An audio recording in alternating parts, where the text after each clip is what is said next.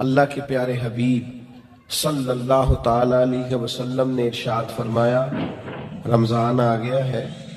حضور فرمانے لگے یہ برکت والا مہینہ ہے، اللہ نے اس کے روزے فرض کیے ہیں۔ اللہ کے حبیب علیہ الصلوۃ والسلام فرماتے ہیں اللہ تعالیٰ نا آسمان کے دروازے کھول دیتا ہے رمضان میں۔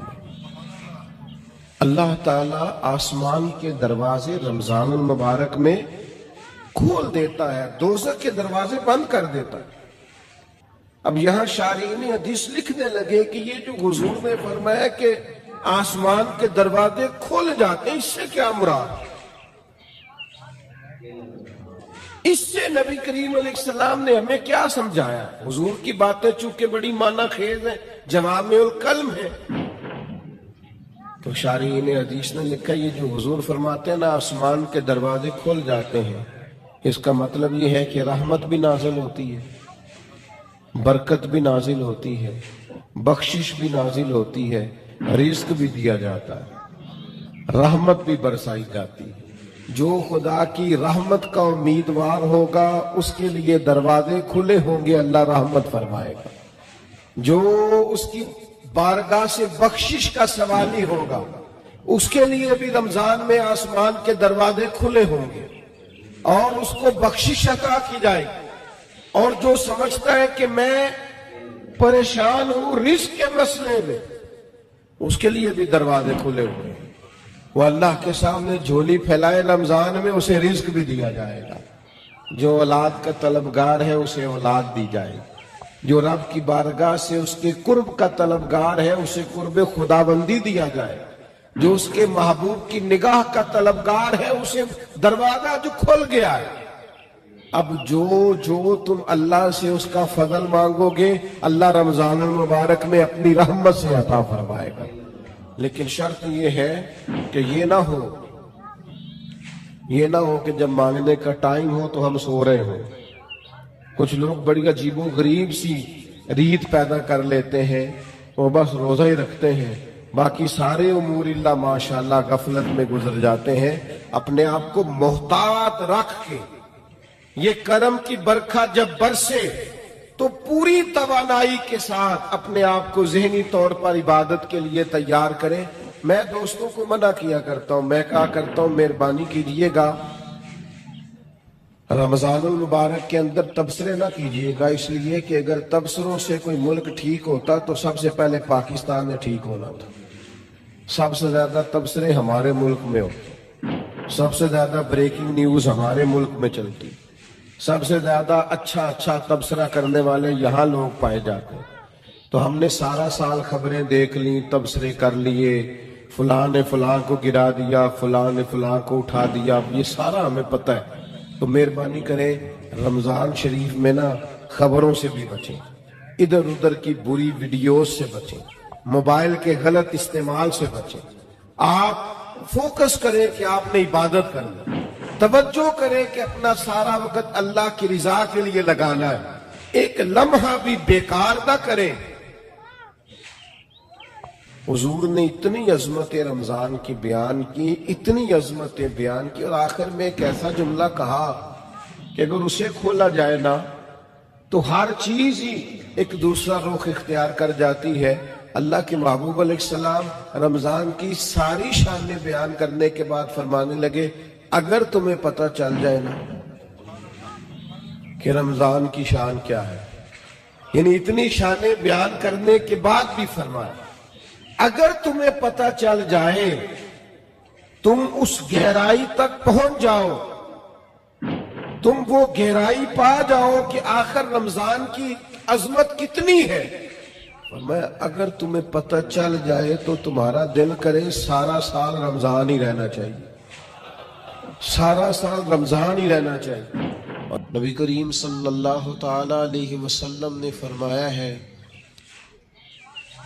کہ اگر کوئی شخص کوئی نیکی کا کام کرتا تھا اور پھر اگر وہ بیمار ہو جائے یا کسی سفر میں چلا جائے تو فرشتوں کو حکم دیا جاتا ہے کہ اس کی نیکی لکھتے رہنا،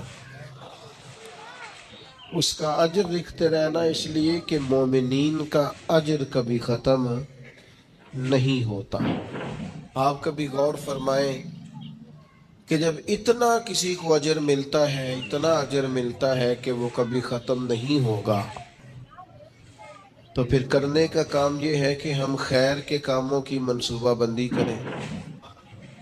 हर वक्त कोई ना कोई अमल साले करें। किसी शख्स को अगर पता चल जाए ना कि इस बिजनेस में प्रॉफिट ही प्रॉफिट है, इसके अंदर नफा ही नफा है, तो वो तो उसकी कई ब्रांचें बनानी शुरू कर देता है।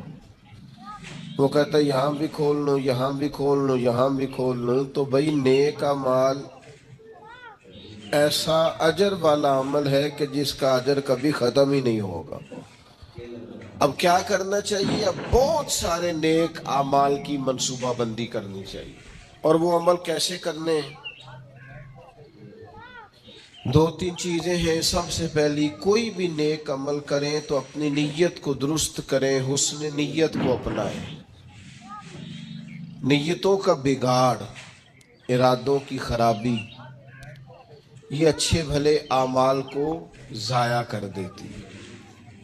जब हमारी तबीयत इस तरह की हो कि हम अच्छी नीयतों के साथ आगे बढ़ें, खैर के इरादों के साथ आगे बढ़ें, हम उस दीन के मानने वाले हैं जिस पर क़यामत वाले दिन उन आमाल का भी अजर मिलेगा जो किए ही नहीं होंगे। तो पूछा जाएगा, मालिक ये तो अमल किया ही नहीं, तो फरमाए इसका इरादा तो किया था ना, नियत तो थी ना, तुम खालिस तो थे ना, मौका ना बन सका, तुम्हारे लिए असबाब ना हो सके, लेकिन अजर तो मिला। और इमाम गज़ाली फरमाते, कुछ आमाल लेकर फरिश्ते अल्लाह के हुजूर हाजिर होंगे। रब करीम फरमाएगा, वापस ले जाओ इन आमाल, मेरे लिए नहीं किए, ये तो किसी और को दिखाने के लिए किए। हुस्न नीयत, अच्छा इरादा, प्रोग्राम इस तरह का जिसमें अल्लाह की रजा शामिल है। आप जब तक नीयत का वुजू नहीं करते, इरादों में इखलास पैदा नहीं करते, और हम लोग जब तक अपने मामलात में आगे जाने के लिए महज अल्लाह की रजा को पेश नज़र नहीं रखते, उतनी देर तक अमल बेकार है। इसलिए कि नबी पाक सल्लल्लाहु ताला अलैहि वसल्लम ने फरमाया, रब ना तुम्हारे मालों को देखता है, ना तुम्हारे चेहरों को देखता है, वो तो तुम्हारे दिलों को देखता है। तो सबसे पहले तो बातनी तौर पर ये बहुत सारे लोग ऐसे हैं, जिंदगी में आगे जाना चाहते हैं, बढ़ना चाहते हैं, लेकिन उनके साथ हुस्न नीयत का साथ नहीं, इरादों में खुलूस नहीं। वो जो मनसूबाबंदी बना रहे हैं उसके अंदर अल्लाह की रजा शामिल नहीं। तो मुझे बताइए, जब अल्लाह की रजा ही शामिल नहीं होगी तो अल्लाह की मदद कैसे शामिल होगी? अल्लाह की मदद उस काम में शामिल होती है जिसमें अल्लाह की रजा मतलूब हो। और जब मतलूब ही अल्लाह की रजा ना हो, दुनियादारी, शोहरत, पैसा, माल, दौलत, कुछ मिल जाए, कुछ उसूल हो जाए, मुझे भी कुछ जानने लग जाए, तो फिर जिस तरह की नीयतें होती हैं उसी तरह का उस शख्स को उसका फल भी देखने को मिलता है। सबसे पहले तो अच्छी नीयत किसी भी अमल के, और उसके फौरन बाद मुनासिब मंसूबाबंदी। मुसलमानों का आज सबसे बड़ा मसला ये है कि ये काम करते हैं लेकिन किसी मंसूबाबंदी के तहत नहीं करते। हम अपने कामों को मुरत्तब नहीं करते, नज़्म व नस्क का हिस्सा नहीं बनाते, हमारे काम बेतरतीब होते हैं, उलझे हुए होते हैं। हम जिन प्यारे नबी करीम सल्लल्लाहु ताला अलैहि वसल्लम के गुलाम हैं, हुजूर हर काम करते थे तो मुनासिब मंसूबा बंदी के साथ फरमाया करते। जंगे बदर का मौका है तो नबी पाक अलैहिस्सलाम ने पहले मजलिस मुशावरत मुनक्किद की है, सहाबा से राय ली है, उसके बाद सफ़ों को सीधा कराया, हर आदमी की उस मकाम पर ड्यूटी लगाई, और फिर अल्लाह के महबूब ने मुसल्ला बिछा के अल्लाह से मदद का सवाल किया। जंगे उहद का मौका है तो सरकार ने ड्यूटियों को तकसीम फरमाया। एक छोटा सा हिस्सा सहाबा का, एक जमात जिसकी ड्यूटी थी कि ये दुर्रा तुमने नहीं छोड़ना, तो एक दुर्रा ही छोड़ा उन्होंने। تو اس کا نتیجہ بہت ساری شہادتوں کی صورت میں سامنے آیا ہے۔ جنگ خندق کا موقع ہے تو سرکار کی منصوبہ بندی دیکھیں، 10,000 کا لشکر مدینے پہ حملہ آور تھا، ٹھنڈ تھی، قحط تھا، تو مدینے کے تینوں جانب تو مکانات تھے، کافر داخل ہی نہیں ہو سکتے تھے، کونا خالی تھا۔ تو نبی کریم علیہ السلام نے صحابہ سے مشورہ کیا تو حضرت سلمان فارسی نے کہا خندق کھود لینی چاہیے۔ اس خندق کو کھودا گیا اور پھر وہ 10,000 کے لشکر کو جس طرح روکا گیا ہے اور جس طرح وہ ناکام ہو کر لوٹ گئے، اللہ تبارک و تعالی نے اس کو فتح عظیم مسلمانوں کی بنا دیا۔ فتح مکہ کا موقع آپ دیکھ لیں تو حضور کی منصوبہ بندی دیکھیں، سب سے زیادہ دینی لوگوں کو ضرورت ہے مناسب منصوبہ بندی۔ وہ اللہ خیر کرے گا جی، وہ بسم اللہ جی تسی آ جاؤ۔ او خدا کے بندے، جن بزرگوں کا آپ نام لے رہے ہیں اور جس دین کی آپ بات کر رہے ہیں، وہ دینی منصوبہ بندی کا حکم دیتا ہے، حکمت عملی سے اور تدبر سے چلنے کی بات کرتا ہے۔ وہ دین ہی کہتا ہے کہ آپ چیزوں کو مرتب کر کے کریں، بے ترتیب اور بے ڈھنگے۔ یعنی ایک شخص کے بکھرے ہوئے بال تھے، الجھی ہوئی اس کی حالت تھی، تو نبی پاک علیہ السلام نے دیکھ کے فرمایا کتنا اچھا ہوتا اگر یہ کنگھی کر لیتا، تو یہ سنوار لیتا اپنے آپ کو۔ پسند کیا نبی پاک۔ آپ اچھی منصوبہ بندی کے ساتھ آگے بڑھیں، آپ کسی کام کے لیے لوازمات بھی جمع کریں، پر آپ کا اس کے لیے طریقہ کار مرتب کرنا۔ بڑی سادہ مثال ہے، کام کو کام سکھاتا ہے۔ جب آپ کوئی کام کرتے ہیں تو کام کرنا آ جاتا ہے، لیکن جب کام لوگ کرنا ہی نہیں چاہتے پھر ان کو کام کرنا نہیں آتا۔ کام کو کام سکھا دیتا ہے۔ حضور فتح مکہ کے لیے تشریف لے گئے تو نبی پاک علیہ السلام نے صحابہ کرام سے فرمایا ہر آدمی اپنی الگ سے آگ جلائے گا کھانا پکانے کے لیے۔ ایسا ہوتا نہیں تھا روٹین میں، مطلب اب کھانا پکانا ہے 500 کا 1000 آدمی کا تو ٹھیک ہے، ایک جگہ پہ کھانا پک سکتا ہے، دیگیں پکا نہیں لیتے ہم لوگ۔ فرمایا ہر مجاہد اپنا چولہا جلائے۔ تب جب 10,000 چولہے جلے تو ان کے ذہن میں تو نہیں تھا نا کہ ایک ایک بندے نے جلایا ہے۔ وہ جب چڑھے پہاڑیوں پر کفار مکہ اور انہوں نے منظر دیکھا تو انہوں نے کہا یہ تو کوئی لاکھوں لوگ آ گئے، یہ تو بڑا عجیب صورتحال ہے۔ ان پر تو رعب طاری ہو گیا، اور وہ جو تھوڑا بہت مزاحمت کرنا چاہتے تھے جناب ابو سفیان نے واپس آ کے کہا سی بھی نہ کرنا، کیونکہ جتنا بڑا وہ لشکر ہے۔ جناب عباس سے کہنے لگے حضرت ابو سفیان ابھی مسلمان نہیں ہوئے تھے، کہنے لگے دیکھیے آپ کے بھتیجے کی شان و شوکت سے مکے میں داخل ہوئے۔ اسلام کسی کو دقت نہیں دیتا، لیکن نبی پاک علیہ السلام نے فرمایا فتح مکہ کے موقع پر کہ تنگ گلیوں سے داخل ہونا ہے ہم نے مکے میں، کشادہ گلیاں موجود ہیں، کیوں تنگ گلیوں سے داخل ہونا ہے؟ جب تنگ گلیوں سے لشکر گزرتا تھا تو گھوڑا گزرا، دوسرا گزرا، تیسرا گزرا، یہ تو گھنٹوں پتہ نہیں کتنا کوئی لمبا لشکر ہے، ان کو سمجھ ہی نہیں آ رہی۔ آپ مناسب منصوبہ بندی کریں، آپ کا انداز خوبصورت ہو، آپ بہترین طرز کے ساتھ کام کریں، پھر آپ کو اندازہ ہوگا کام کیسے کرنا ہے۔ ہمیں نہ لوگ کام نہیں کرنے دیتے، لوگ پتہ کیا کہتے ہیں، او بسم اللہ پڑھو جی اللہ خیر کرے گا۔ او بھائی اللہ تو خیر کرے گا، پر رب کریم نے بھی تو اصول دیے ہیں نا، سارے جانوروں کی قربانی نہیں ہوتی، جانور بھی مخصوص ہوگا، اس کی عمر بھی مخصوص ہوگی، وقت بھی مخصوص ہوگا، ایام بھی مخصوص ہوں گے، طریقہ کار ہوگا۔ آپ بے ترتیب جب کام کرتے ہیں تو اس میں الجھاؤ پیدا ہوتے ہیں۔ مناسب منصوبہ بندی، ایک اچھی ترتیب، ایک منظم۔ میں شروع میں جب ہم نے محفلوں کا آغاز کیا تو میں نے دعا کا ٹائم لکھنا شروع کیا، اتنے بجے دعا ہو جائے گی، تو لوگ مجھے کہنے لگے آپ عجیب آدمی ہیں، اتنے بجے دعا ہو جائے گی، یہ کیسے ہو سکتا ہے، لوگ تو آتے ہی نہیں۔ صرف 2 دفعہ ایسا ہوا ہے، زیادہ نہیں کہ دعا کے بعد لوگ آئے اور انہوں نے کہا محفل ختم بھی ہو گئی 2 دفعہ، پھر ان کو پتہ چل گیا کہ یہ واقعی ختم کر دیتے ہیں، پھر ٹائم پہ آنے لگ گئے۔ کوئی لمبی محنت نہیں کرنی پڑی، کوئی ہمیں زیادہ نہیں وہ کرنا، کچھ بھی نہیں، کوئی ہمیں زیادہ اس میں دشواری نہیں ہوئی۔ آپ نظم بنائے، نظم۔ میں جن محافل میں شرکت کرتا ہوں دوستوں کو پتا ہے یہ ٹائم پہ آتا ہے اور وہ تیار ہوتے ہیں، لوگ بھی ذہنی طور پر تیار ہوتے ہیں۔ آپ منصوبہ بندی بنائیں کسی چیز کی، آپ اس منصوبے کے مطابق چلیں، چیزیں ٹھیک ہو جاتی ہیں۔ لیکن ہمارے ہاں نظم ہی نہیں ہے، منصوبہ بندی نہیں، کسی کام کو کرنے کا کوئی طریقہ نہیں ہم وضع کرتے، ہماری ترتیب نہیں ہے۔ جب تک کام مرتب نہیں ہے، یہ ہمارے حکیم الامت مفتی احمد یار خان صاحب نعیمی،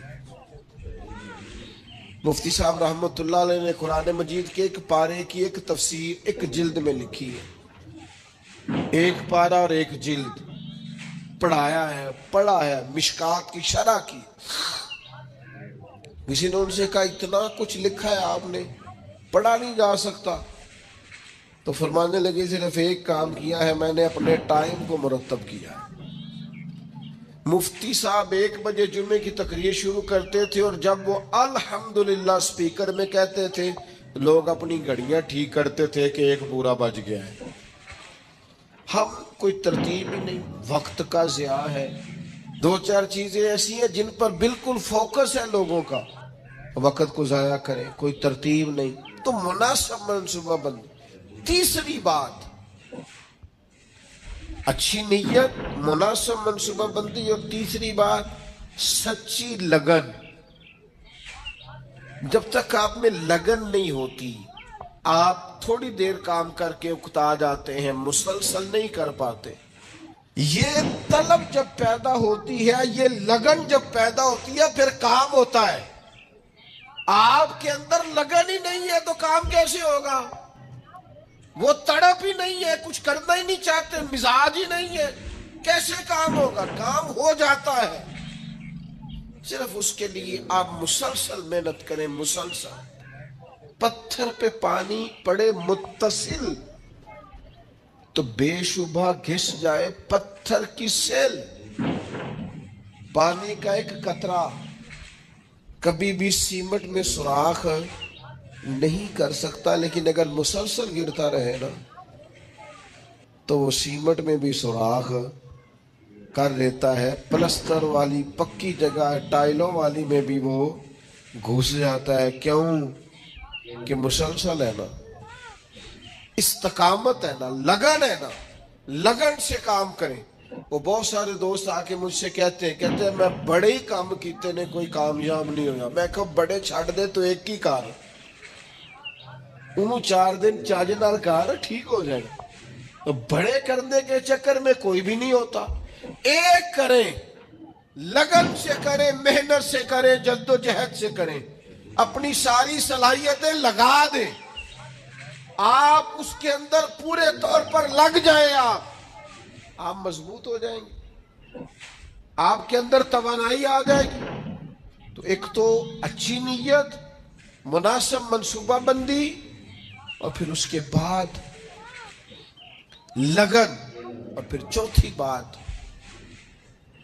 کہ آپ اس کام کو جب آپ نے کر لیا، وہ پایا تکمیل تک پہنچ گیا، اب آپ نے کہنا ہے میں نے نہیں کیا، یہ میرے رب کریم نے کیا۔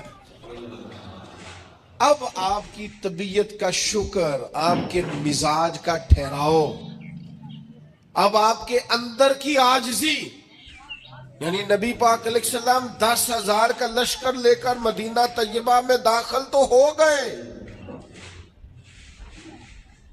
لیکن حال یہ ہے کہ سرکار نے کالا امامہ باندھا ہوا ہے، اونٹنی پر سوار ہے، اور حضور نے یوں گردن جھکائی ہوئی ہے کہ کئی دفعہ اونٹنی کی گردن سے بھی سرکار کی گردن نیچے دکھائی دیتی یا بظاہر۔ کیوں؟ کہ سرکار نے اپنا سارا اپنے رب کی بارگاہ میں جھکا دیا ہے کہ جو کچھ ہے مالک کا ہے، نیت بھی آپ کی ٹھیک تھی، منصوبہ بندی بھی آپ نے کی، اور پھر اس پر لگن بھی آپ کی تھی، پر جو نتیجہ نکلے گا اس میں آپ شکر اللہ کا ادا کریں گے. اور جب تک آپ اللہ کا شکر ادا نہیں کریں گے اتنی دیر تک محسوس نہیں ہوگا کہ آپ کی توجہ اللہ کی جانب ہے. قرآن مجید نے کہا لَإِن شَكَرْتُمْ لَأَزِيدَنَّكُمْ، اگر کرو گے نہ شکر تو میں نعمتوں میں اضافہ کر دوں گا. وَلَئِن كَفَرْتُمْ إِنَّ عَذَابِي لَشَدِيدٌ، اور اگر کفران نعمت کرو گے تو پھر میرا عذاب بھی بڑا سخت ہے. شکر کا مزاج ہو. حضور علیہ السلام نے فرمایا قیامت والے دن کہا جائے گا وہ حمد کرنے والے کہاں ہیں؟ تو کہ 70,000 بندہ کھڑا ہوگا تو رب فرمائے گا ان سے حساب نہیں لینا، انہیں بغیر حساب کتاب جنت میں بھیجنا ہے. مالک یہ حمد کرنے والے کون ہیں؟ فرمایا یہ وہ ہیں جو ہر حال میں اپنے رب کا شکر ہی ادا کرتے. طبیعت پھر شکر والی ہو، مزاج اپنے رب کے حضور جھکنے والا ہو، یعنی نعمت ملنے پر یہ خیال نہ ہو کہ جناب یہ میری محنت کا نتیجہ ہے. آخر میں انسان کہے یہ میرے رب نے فضل کیا ہے اور مجھے عطا فرمایا ہے. حضرت نعمان بن بشیر رضی اللہ تعالیٰ عنہ بیان کرتے ہیں کہ نبی پاک علیہ السلام نے فرمایا نعمت کا اظہار کرنا شکر ہے اور نعمت کو بیان نہ کرنا یہ ناشکری ہے. آج آپ دیکھ لیں غریب تو بتاتا ہے میں غریب ہوں، کبھی امیر نے بھی بتایا میرے پاس کتنے پیسے ہیں. حالات خراب ہونے پر تو لوگ اظہار کرتے ہیں، صحیح ہونے پر بھی کرتے ہیں. ہماری طبیعت کا تقاضا ہی نہیں ہے، بیان نعمت ہے ہی نہیں، بلکہ قرآن مجید نے یہ شکوہ کیا ہے کہ جب انسان کو تکلیف پہنچتی ہے تو رب کو یاد کرتا ہے، اور جب آسانی ہو جاتی ہے تو سب سے پہلے مالک کو بھولتا ہے. اللہ کی بارگاہ کا شکر او گن تو صحیح یار کبھی نعمتیں خدا کی کتنی زیادہ ہیں. ہر وقت تیری طبیعت جھکی رہے گی اپنے مالک کی بارگاہ. اور پھر یہ جو شکریہ ہے نا یہ فطرت ہے، فطرت. جب آپ شکر گزار ہوتے ہیں تو اس کا مطلب ہے آپ فطرتاً ایک خوبصورت انسان ہے. آپ نے کبھی جانور دیکھا ہے وہ بھی شکر ادا کرتا ہے؟ کاٹنے والا جانور بھی ہو تو وہ اپنے مالک کو نہیں کاٹتا. کیوں؟ کہ وہ کہتا ہے یہ مجھے چارہ کھلاتا ہے، یہ مجھے پانی پلاتا ہے، یہ دھوپ چھاؤں میں میرا خیال رکھتا ہے. یعنی آپ کا پالتو جانور کاٹنے والا بھی ہو اور آپ اس کا زخم بھی صاف کر رہے ہو تو وہ آپ کو کاٹتا، یعنی جانور بھی کہتا ہے کہ یہ میرا محسن ہے اور وہ محسن کا شکریہ ادا کرتا ہے. شکریہ ادا کرنا تو فطرت ہے. نبی پاک علیہ السلام نے فرمایا جس نے لوگوں کا شکریہ ادا نہیں کیا اس نے اللہ کا بھی کوئی نہیں کرنا. مزاج تشکر والا رکھنا، یعنی قرآن مجید نے کہا رب فرماتا ہے میرا بھی شکر ادا کرو اور اپنے والدین کا بھی شکریہ ادا کرو. جو دعا سکھائی ہے وہ دعا بھی شکریہ والی ہے. وَقُلْ رَبِّ ارْحَمْهُمَا كَمَا رَبَّيَانِي صَغِيرًا، یا اللہ ان دونوں پہ رحم فرما، جب میں چھوٹا تھا تو انہوں نے میری پرورش کی تھی. یعنی یہ دعا بھی شکر کے طور پر ہے کہ مالک انہوں نے مہربانی بڑی کی ہے. شکر فطرت ہے. اگر آپ شکر گزار نہیں ہیں، مزاج آپ کا شکریہ والا نہیں ہے، یہاں نا بڑا مشکل آگے ہو گیا ہے لوگوں کے لیے. تشکر نہیں طبیعتوں میں، وفاداری نہیں، مزاج نہیں. میرے بھائی شکر کی طبیعت، شکر کا مزاج. حضرت موسیٰ علیہ السلام نے اللہ کی بارگاہ میں ایک دفعہ عرض کی مالک میں تیرا شکریہ کیسے ادا کروں؟ میں تیری کوئی چھوٹی سی چھوٹی بظاہر نعمت بھی دیکھتا ہوں تو سوچتا ہوں ساری عمر بھی عبادت کروں تو اس نعمت کا بھی شکر ادا نہیں ہوتا۔ وہ جو ان کے دل کی گہرائیوں میں بات ہے وہ اپنے جذبات کا اظہار کر رہے ہیں۔ حضرت موسیٰ کلیم عرض کرتے مالک میں تیری چھوٹی سی چھوٹی نعمت بھی کبھی دیکھتا ہوں نا تو سوچتا ہوں ساری عمر بھی اس کے لیے عبادت کروں، جھکا رہوں سجدے میں، تو اس نعمت کا شکر ادا نہیں ہو سکتا تو ساری نعمتوں کا کیسے کروں؟ تو جب یہ جملہ کہا نا حضرت موسیٰ نے تو رب کریم نے فرمایا اے کلیم اب آپ نے میرا شکر ادا کیا ہے۔ یہ سمجھے آپ اس پہلو کو، یعنی جب یہ احساس پیدا ہو گیا نا کہ چھوٹی سی چھوٹی نعمت کا بھی شکریہ ادا کرنے کی طاقت ہم میں، فرمایا اب تو نے شکر ادا کیا ہے، اب سمجھ آئی ہے شکر کی۔ او میرے عزیز جب مزاج شکر والا ہو، طبیعت شکر والی، ہر وقت مالک کا شکر، ہر وقت مالک کا شکر، ہر وقت مالک کا، یہ مزاج کا بھی پیدا۔ حضرت داؤد علیہ السلام نے اللہ کی بارگاہ میں عرض کی مالک مجھے بتا تو صحیح، ایک نعمت کا شکر ادا کر کے میں اسے دیکھتا ہوں تو ساتھ ہی مجھے دوسری نظر آ جاتی ہے، اس کا شکر ادا کرتا ہوں تو تیسری نظر آ جاتی ہے، تیسری کا شکر ادا کرتا ہوں تو چوتھی، تو مالک نعمتیں اتنی زیادہ ہیں آخر میں شکر کیسے ادا کروں؟ تو رب کریم نے فرمایا اے داؤد آپ تو اپنے رب کی معرفت پانے لگ گئے ہیں، کو تو معرفت ہونے لگ گئی ہے، معرفت الہی پا گئے آپ نعمتیں گنے زندگی میں گنو، آنکھ کی نعمت گنو، کان کی نعمت گنو، سمجھ کی نعمت گنو، آپ چلنے کی، چھونے کی، پکڑنے کی، سمجھنے کی نعمت شمار کرو، گنو اللہ نے ماں باپ دیے، بہن بھائی دیے، اچھے استاد دیے، مشائخ دیے، گنو۔ اس کریم رب نے کرم کیا اور اپنے لاڈلے نبی کی امت بنایا، گنو شمار کرو، اس نے کرم کیا۔ اور ایک وقت ایسا بھی آیا کہ اس نے بیت اللہ کے سامنے لا کھڑا کیا، ایک وقت ایسا بھی آیا کہ گنبد خضرا کے سامنے کھڑے ہو کے درود و سلام بھی پڑھا۔ کرو شمار وہ نعمتیں کہاں کہاں کس کس مقام پر، اور خود ہی اللہ کا قرآن بولا تم اگر نعمتیں گننا چاہو تو گن سکتے نہیں۔ مزاجوں میں شکر پیدا ہو جائے نا طبیعت ٹھنڈی۔ میں اکثر کہتا ہوں، کبھی کبھی نہیں اکثر کہتا ہوں،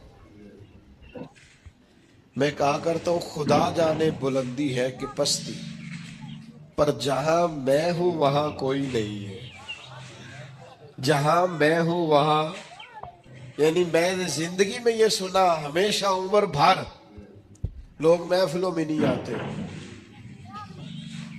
پھر میرے دوستوں نے میرے کانوں میں یہ بھی کہنا شروع کر دیا تسی نہ اعلان کریا جے پھر سڑکوں بندے نہیں سامنے جاندے۔ وہ کبھی میں نے زندگی میں کہتے تھے لو جی لوگ اسکولوں میں بچے بھیجتے ہیں اور کالجز اور یونیورسٹی میں بھیجتے ہیں، مدرسوں میں نہیں بھیجتے، پھر یہ کہ دور دراز سے سفارشیں آنے لگ گئیں کہ تسی ان ساڑا بچہ نہیں داخل کر دیں۔ وہ جو انداز کبھی اور تھے پھر وہ حالات بالکل بدلتے دیکھے، کیفیات بدلتی دیکھی، طبیعت بدلتی دیکھی۔ ایک دوست یہاں وقت لینے آ گئے اور میں وہاں انہوں نے جلسہ رکھ لیا، میں نے ان سے کہا بھی سادے سے آدمی تھے، میڈیا سے ذرا واقف نہیں تھے، پرانے آدمی تھے، بزرگ تھے، تو میں نے ان سے کہا کہ میں آ جاؤں گا لیکن یہ کہ مہربانی یہی ہے کہ آپ تھوڑا سا کوئی اور اہتمام کر لیں۔ کہنے لگے نہیں آپ کو جانا، پھر میں چلا گیا، ہو کے آیا، سارے لوگوں نے زندگی بھر کا ہے دوبارہ کدو ٹائم دیا آگے، انہوں نے کہا تو اگوں نہیں بلانا، میں کیوں دی کی وجہ ہے، انہوں نے کہا دی تے مسجد دے چھڑن لگے تن بندے ساڑی، پرانی مسجد تے ساریاں چھتاں پر گئیاں، تو بھئی ہمارے بس کی بات نہیں ہے۔ خدا جانے بلندی ہے کہ پستی، پر جہاں میں ہوں وہاں کوئی نہیں۔ آپ مزاج شکر والا پیدا کریں، طبیعت شکر والی، میں نے زندگی میں صرف ایک ہی چیز محسوس کی ہے کہ یار جتنی نعمتیں ہم ان کا شکر ادا کرنے کی طاقت ہی نہیں رکھتے. مزید کا سوال تو تب کرے نا کس منہ سے مزید مانگے. جو ہے ان کا شکر ہی نہیں ادا ہو پا رہا, شکریہ ہی نہیں ادا کر پاتے. تو پہلی بات تو یہ کہ اچھی نیت اپنائیں, دوسری بات یہ کہ منصوبہ بندی کریں, تیسری بات یہ کہ لگن سے کام کریں, چوتھی بات یہ کہ جب کام ہو جائے تو پھر اپنے رب کا اور خوب ادا کریں, اور اپنے دل کو پورے طور پر تیار کریں اور ذہن سازی کریں اپنی کہ میں نے اپنے مالک کا شکر ادا کر